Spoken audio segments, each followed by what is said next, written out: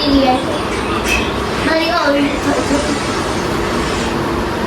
आप दूसरे अभी ब्लॉग में देखना के अभी पीछे देखना कि क्या अल्लाह की दादा इतना भी रुकिए, अभी एक और काम क्या बस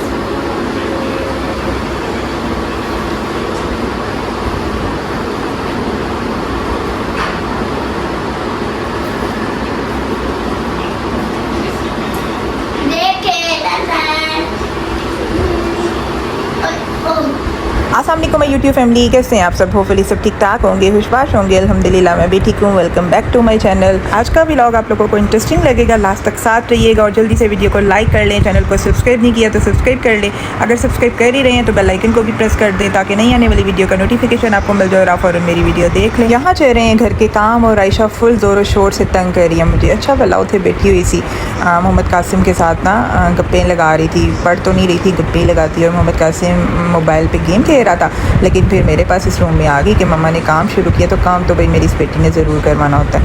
बल्कि इसकी कोशिश होती है ये हर तरह का काम मेरे साथ करवाए। मतलब मैं अगर किचन में हूँ तो किचन में काम करना शुरू हो जाएगी, रूम में हूँ कपड़े समेट रही हूँ, कोई भी काम ऐसे बहुत शौक होता है। बैकग्राउंड में क्या चल रहा है आप साथ साथ देखते चलें। आज हम एक टॉपिक पर बात कर लेते हैं, वो ये कि हमें अपनी बेटियों को ना काम करना सिखाना चाहिए। बेटियों को ही नहीं भाई, बेटों को भी काम करना सिखाना चाहिए। मतलब अपने बच्चों को ना काम का ज़रूर बताना चाहिए, क्योंकि भाई बहुत बड़ी भूल होती है पेरेंट्स की ये कि सारी ज़िंदगी पता नहीं हमारा बच्चा काम करेगा कि नहीं करेगा, क्योंकि हमारे पेरेंट्स सदा साथ नहीं रहते। यानी कि हमने अपने बच्चों के साथ सदा नहीं रहना। ठीक है, हम लोग अपने बच्चों के बहुत ज़्यादा लाड़ शाड़ बने हैं, हम चाहते हैं कि हम उन्हें कोई काम ना करें, लेकिन बेटियों के लिए तो जो मुश्किल होती है। अगर हम बेटे को भी काम का नहीं बताएंगे ना तो आने वाली बेटी को प्रॉब्लम होगी। मैं बहू की बात कर रही हूँ। देखिए ना, बहू भी किसी की बेटी है, उसे भी बेटी समझ के रहना चाहिए और अपने बेटे को इतना ट्रेन करना चाहिए कि अगर एक गिलास पानी पिए तो कोई मसला नहीं है, वो ग्लास जाके किचन में खुद रखा है।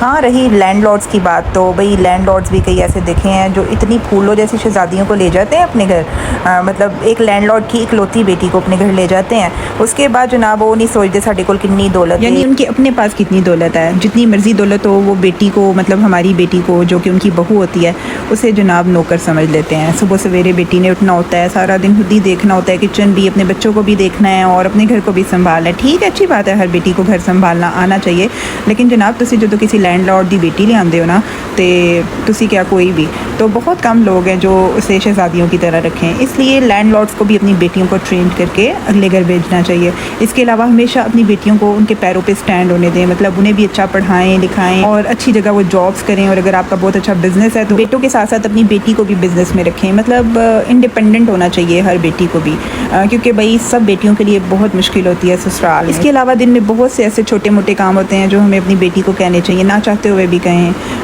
ऐसा कि देखें, जब खाना खा लिया है तो बर्तन उठाने का कहें, बेशक आपकी हेल्पर आपके पास हैं, हर रोज़ नहीं कहें, दूसरे तीसरे दिन कह दें थोड़े से बर्तन वॉश होने वाले पड़े हुए हैं तो वो ज़रूर वॉश करवाएं। और बच्चों को ये बताएं कि जब बेड से उठना है तो फ़ौरन बेड संभालना है। ये वो बातें हैं भाई जो मुझे नहीं पता थी और मेरे लिए शादी के बाद इन चीज़ों की इतनी प्रॉब्लम बनी थी ना, तो मैं आज तक सोचती हूँ कि मेरी माँ ने मुझे ना ये सब कुछ क्यों नहीं था बताया। अल्लाह ताला उनकी मग़फ़िरत फरमाए। पता नहीं उन्हें ऐसा लगता था कि जिस तरह से मैं अपनी बेटी की केयर करती हूँ शायद सारी ज़िंदगी इसी तरह होगा, तो उन्होंने ऐसा मुझे कुछ भी नहीं था सिखाया है। ससुराल में तो फिर सारी बात है, हर बेटी को हर काम खुद करना पड़ता है। इसका ये मतलब बिल्कुल भी नहीं है कि मेरी मदर इन लॉ केयरिंग नहीं थी, लविंग नहीं थी। अल्हम्दुलिल्लाह वो भी बहुत अच्छी थी, अल्लाह ताला उनकी भी मग़फ़िरत फरमाए।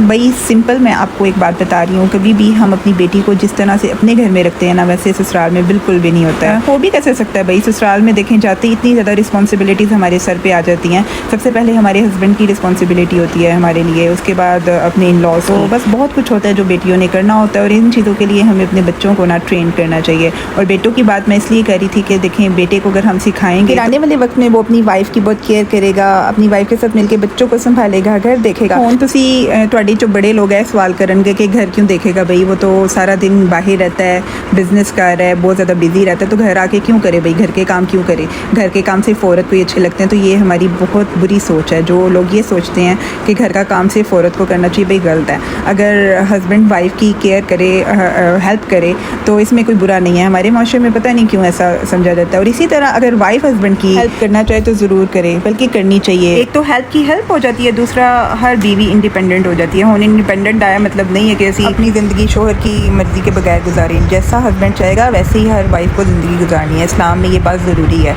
हस्बैंड की परमिशन के बगैर हम ज़िंदगी में कुछ भी नहीं कर सकते, ठीक है। इंडिपेंडेंट होने का मतलब ये है कि हम डिपेंड नहीं कर रहे होते हैं किसी पे। जब हम खुद ही अर्न कर रहे हैं ना, तो हम अपनी मर्ज़ी से सब कुछ कर सकते हैं। लेकिन अगर हस्बैंड अच्छा है ना, तो माशाल्लाह हम अपने हस्बैंड के अंडर होते हुए ही ना इंडिपेंडेंटली लाइफ स्पेंड कर सकते हैं। अच्छा, आज के व्लॉग में मैं दोबारा से एक टॉपिक पे इसलिए डिस्कस कर रही हूँ। कल मैंने एक टॉपिक लेके आप लोगों से डिस्कस किया था और आप लोगों को काफ़ी पसंद आया। कमेंट्स में आप लोगों ने मुझे कहा कि उसी टॉपिक को ज़्यादा डिस्क्राइब करें। इंशाल्लाह उस टॉपिक को भी प्रॉपर हम एक पूरी वीडियो बना के डिस्कस करेंगे। इंशाल्लाह आज इस टॉपिक पे बात कर लेते हैं। तो आप लोग किसी हद तक मेरी बात समझ गए होंगे कि अपनी बेटियों को ना छोटे मोटे काम कहते रहा करें। अगर आप बैठे हुए हैं तो कहीं एक गिलास पानी पिला दो।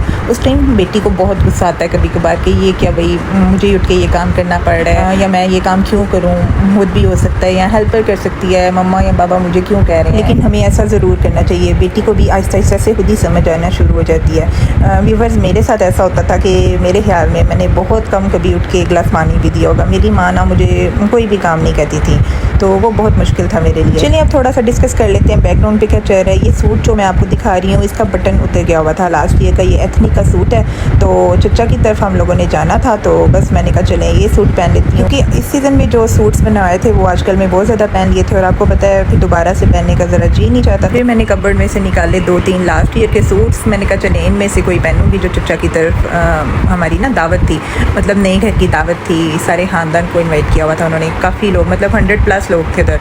तो पहना तो लॉन के सूट था, क्योंकि इतनी गर्मी में तो भाई दिल चाहता है कि बिल्कुल ही, बल्कि एम्ब्रॉयडर्ड भी ना हो है। मैंने ये सूट निकाला, फिर मैंने डिसाइड किया चले मैं ये पहनती हूँ। तो इसका बटन उतरा हुआ था, वो मैं ठीक कर रही थी। उसके बाद आयरा इज़ा बैठी हुई थी, चचा की बेटियाँ आ गई थी उनके साथ। तो बस पहले इन लोगों ने कोल्ड ड्रिंक के साथ ही स्नैक्स खाए, साथ में पेटिस थे। अल सईद बेकरी से आयरा और फाकिया जाके खुद ले आई थी, क्योंकि ऐसे घर नहीं थे। माशाल्लाह मैं इस तरह से ना आयरा इज़ा को कभी भेज देती होती हूँ, क्योंकि भाई कोई मसला नहीं होता, बेटियाँ भी बेटों की तरह ही होती हैं। अल्लाह ताला सबको अपने हिफ्ज़ मान में रखे। और कपड़े चेंज आपको इधर इसलिए नज़र आ रहे हैं, जब चचा की बेटियाँ आई और जो सूट मैंने पहले पहना हुआ है ना, अभी आप वीडियो में देख रहे थे जब मैं मिल्क शेक बना रही थी, उस सूट के बाजू भी फटे हुए हैं, गला भी इतना ख़राब हुआ है, लेकिन वो अलकरम की लोन इतनी अच्छी है ना। ये जो अभी भी सूट है ये भी मेरा अलकरम का है, वो सूट भी अलकरम का है, और वो 2 साल पुराना सूट है। इतनी गर्मी में किचन में मुझे वो सूट बहुत अच्छा लगता है।